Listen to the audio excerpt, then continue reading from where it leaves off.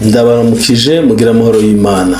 Tugarutse mu cya kiganiro tuvuga ku kaga gakomeye kubabeshyanga Imana yavuze kandi itavuze. Ni akaga, ni ishyano, ni ibibazo ku bantu benshi babeshya ko Imana ivuze nyamara itavuze. Ese karuko tubivuga gutya gusa, Bibiliya yo ibivuga hiki? Ijambo ry'Imana dusoma mu gitabo cy'umuhanuzi Ezekiel igice cya 13 umurongo wa 1 kugeza ku wa 7 aravuga ngo bazabona ishyano abo bahanuzi b'abapfapfa bakurikiza ibyo bibwira kandi ari ntacyo beretswe, nyamara Uwiteka atari wo wabatumye, ariko bemeza abantu kwiringira ko ijambo ryabo rizasohora. Dusanga kandi mu isomo mu butumwa bwiza bwa Yesu bwanditswe na Matayo igice cya 7 umurongo wa 15 kugeza ku wa 21 hagira hati, mwirinde abahanuzi b'ibinyoma, bazaza aho muri basa n'intama ariko imbere ari amasega ajyana. Bene abo babeshyera Imana ngo yavuze kandi itavuze. Byari byakubaho uramutse wumvise ibintu wavuga ati nyamara rero ibintu umuntu agiye kuvuga harimo kutemera Imana. Reka da, Imana turayemera, iriho, twemera impano zose z'umwuka wera, kandi Imana irakora, iravuga, bikaba, yategeka bigakomera, kandi ibyo ikoresha abahanuzi bayo birasohora. Ariko nanone twibuke ko Imana ivuga ariko hari n'abayivangira.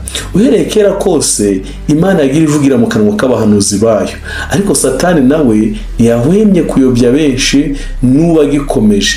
Niyo mpamvu uzasanga ari aho Bibiliya ivuga ngo abahanuzi b'Uwiteka, ahandi iti abahanuzi ba Bayali, Ashera n'ibindi bigirwamana.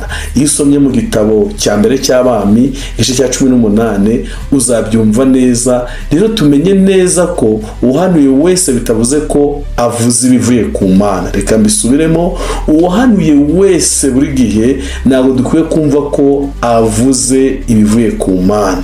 Ikibabaje kurushaho rero ni uko abahanuzi b'ibigirwamana bagiye bigarurira imitima ya benshi muri iki gihe, ndetse n'ubu turasabwa kubagenzura, tukagenzura umwuka uko n'uyu munsi wa none tuvugana naho bagiye, ndetse barakiyongera uko bwije n'uko bukeye.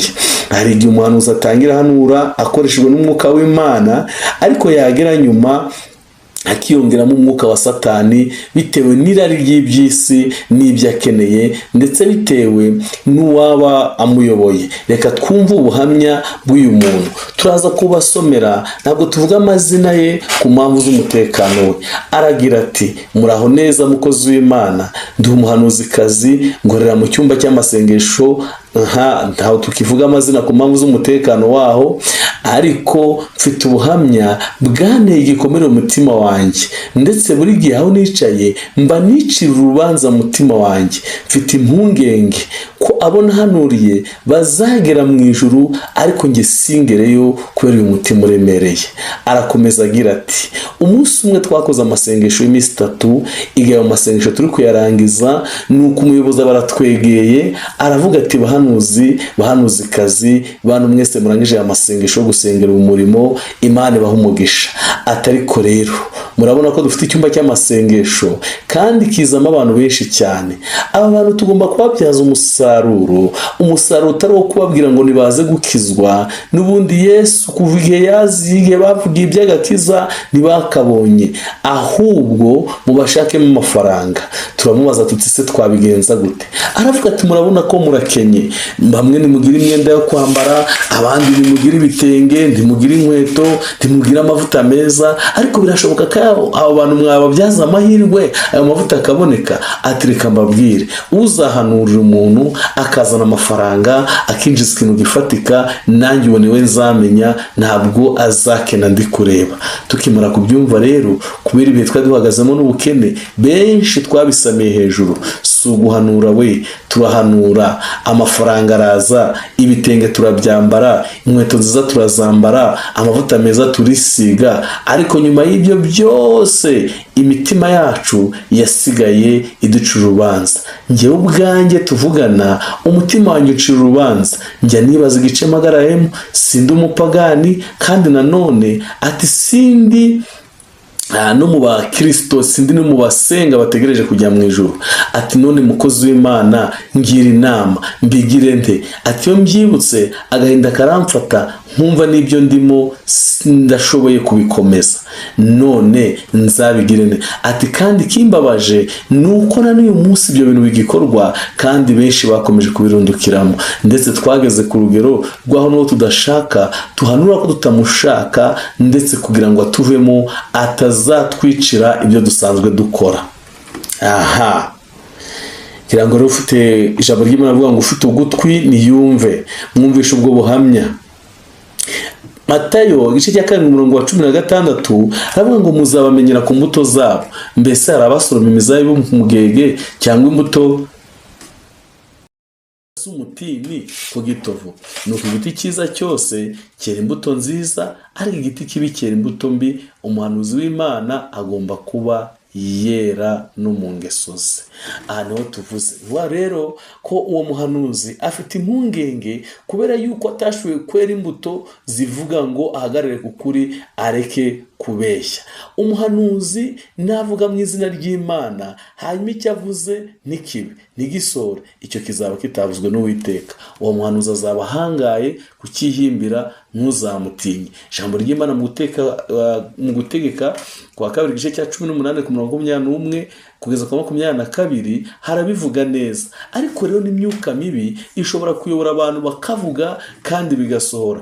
Ni ukuri tube maso, turinde izamu ryacu. Iki kiganiro kenshi kirareba ku bakozi b'Imana, kirareba abahanuzi, kirareba abapasitoro, kirareba abavugabutumwa bamwe bemeye guhagarara ku kuvuga ko ivuze nyamara itavuze, bamwe babitewe n'abayobozi babo bari babahagaze hejuru, abandi babitewe n'ibihe by'ubukene bari bahagazemo, bakemera bakabeshya ko ivuze nyamara itavuze. Ntabwo birangiriye aho, wibuke ko nyuma y'ubuzima hari ubundi buzima.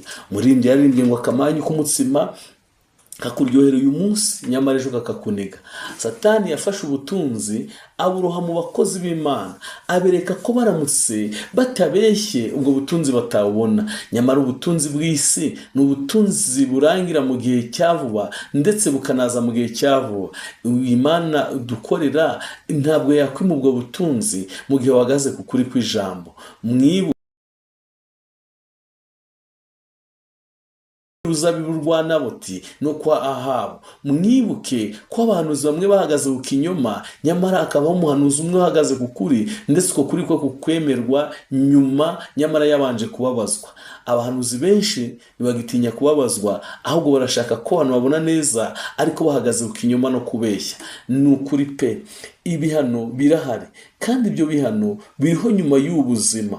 Wibuke ko nyuma yo kubaho hano ku isi, nyuma yo kurya neza, nyuma yo kwambara neza, hari ubundi buzima tuzakenera kubamo. Ubwo buzima nibwo buzabamo abejejwe.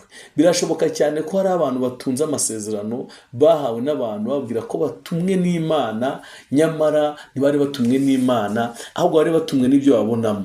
Uzabicunge cyane. N'uri mu cyumba cy'amasengesho uzabona umuntu uje ameze neza, bigaragara ko afite amafaranga. Abahanuzi 10 cyangwa 20 bazamugeraho bose bamuhanurire, kandi bazamuhanura ko imbere ari heza, Imana igiye kumukubira ubutunzi.